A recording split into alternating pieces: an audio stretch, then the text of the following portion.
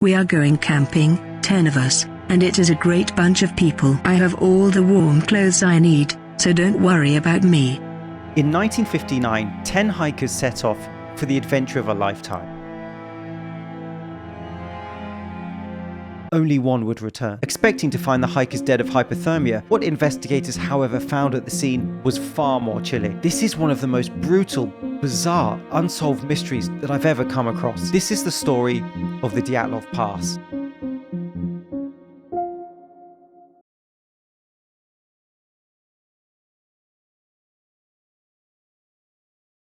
In 1959, 10 hikers set about an adventure of a lifetime in the Ural Mountains, Russia. I won't even attempt to say their names. Igor, I can do Igor, led by Igor Dyatlov, the oldest at 23, the expedition became known as the Dyatlov Pass. The group was made up of outgoing, friendly and intelligent students, engineering students, physics students. This was a skilled group of hikers. It turns out that this is our last day of civilization.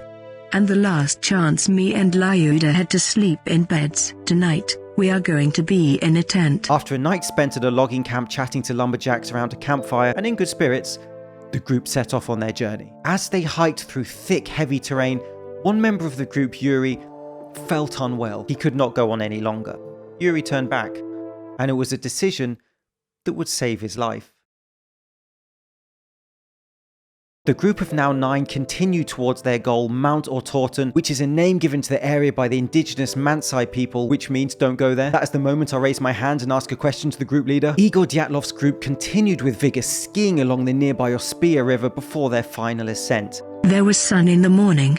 Now it's very cold. All day long we followed the river. At night we'll camp on a Mansi trail. These quotes are from the diary of Zina, who was a fun and popular member of the group. She kept a diary and it was later found out had ended a relationship with another member of the group, Yura Doroshenko, a fact that may or may not be of relevance later. After successfully crossing harsh conditions with fierce determination, the group were now on the final leg of the journey. Hiking uphill, they passed a forest containing pine trees and animal footprints. As they crossed this thick forest, they arrived at a clearing. They were on the eastern slope of Kholat Syakhl, translated, the Mountain of Death. As hostile weather conditions came in, on the night of February the 1st, the group decided to set up camp and pitch their tent. By the next morning, they were all dead. As sad as that is, it's not unknown for a group of hikers to lose their lives, especially in inhospitable weather. So what is it about this story that makes it so bizarre? It was only when their bodies were found that no one could have believed what they were seeing. After concern from friends and family who had no communication from their loved ones, led by investigator Mikhail Sharavin, there was now a rescue mission looking for the presumed missing students. As the rescue team managed to find and approach the hikers' tent, they didn't find any bodies. They found that the tent had been cut open from the inside. The evidence suggests that the hikers were madly trying to escape something. Why would a group of people leave their tent in this way in minus 20 degrees? The search team also found a prepared meal in the tent, cut and ready to be eaten, still sitting there untouched. They clearly left in a hurry. What did they encounter that night that was so terrifying that they ran barely clothed and hungry into freezing conditions? Whatever they saw at their tent, it was worse than death. There were footprints outside the tent in the snow, some bare feet, some with just one boot.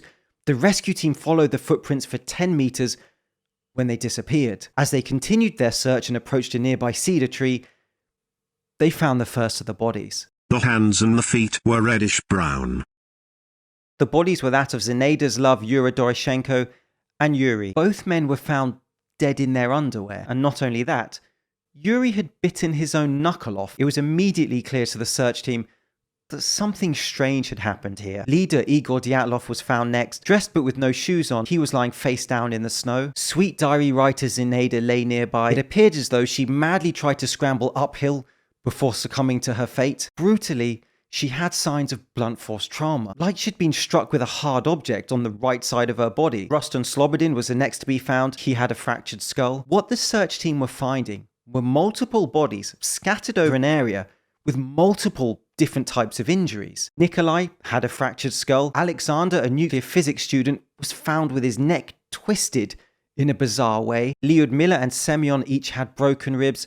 Semyon also had his head cracked open with a wound so deep that it was revealing the bone underneath. The official cause of death given to the group was succumbing to the weather, hypothermia, which is a bit hard to believe when Lyudmila and Semyon's bodies were rolled over to reveal that their eyes had been gouged from their face. And not only that, their tongues were missing. Pictures have been recovered from the cameras of some of the hikers. I've been showing those throughout this video, and there are pictures of their bodies for those weirdos amongst you who want to look at them. I looked at them. It was 1959. I think enough time has passed. Following the tragic news, the families of the victims, of course, could not accept hypothermia as the cause of death. They wanted to know, how did they really die? There are several theories on the intraweb, and it's still a mystery that to this day is still unraveling. One theory is it was suggested that the Mansi people may have been high on psychedelics and were angered by the students hiking through their sacred land, but no incriminating evidence has ever been found to suggest that they killed the students. Could it have just been an internal feud? As mentioned before, two members of the group had recently ended their relationship. Was alcohol or perhaps drugs involved in it? It's just something getting way out of hand. These were intelligent students, however, who had no history of drug abuse or even alcohol abuse. It seems unlikely. Others have suggested it could have been some type of poisoning, maybe wild animal attacks. There are dozens of theories out there, but maybe what happened was far stranger. We were coming back from the forest and we could see the village ahead of us. This bright, burning object appeared. It was wider at the front and narrower at the back, with a tail, and there were sparks flying off it. A local woman called Sanka, when collecting firewood, saw lights in the sky. What could it have been? A comet? Some type of natural phenomenon? A craft? An investigator on the case Ivanov in 1990 gave an interview where he stated that there were several reports of balls of fire in the sky, and he'd been ordered to classify his findings. Recovered autopsy reports found that some of the students had traces of radiation. It is plausible that there was something unknown in the sky that night. Could that have had something to do with these bizarre deaths? Another explanation, which has been proposed this year in 2023, is that the Russian military were behind the tragedy, where a failed R-12 ballistic rocket launch led to nitric acid fog, which could account for some of the horrific injuries and the sheer madness of the crime scene. Would this also perhaps explain the lights in the sky? There was no rocket impact found at the scene though. It would also seem strange that if the military were involved, that during the search effort they allowed civilians and family members to join. If they knew they were responsible for those deaths, wouldn't they have tried to close the scene down and cover it up? Could it just be that a group of 9 people ran into terrible weather, sought shelter somewhere else, and sadly lost their lives? And that would perhaps be the most respectful way of remembering them. But there is one last theory, and it's one that just won't go away. Amongst the pictures recovered from Nikolai's camera, there is one that just doesn't fit. Frame 17, the last picture Nikolai ever took. A figure can be seen. A blurry figure. There are no visible features on the face. Is it just a blurry picture of one of the members of the group? Or are we looking at accidental evidence of something far more terrifying?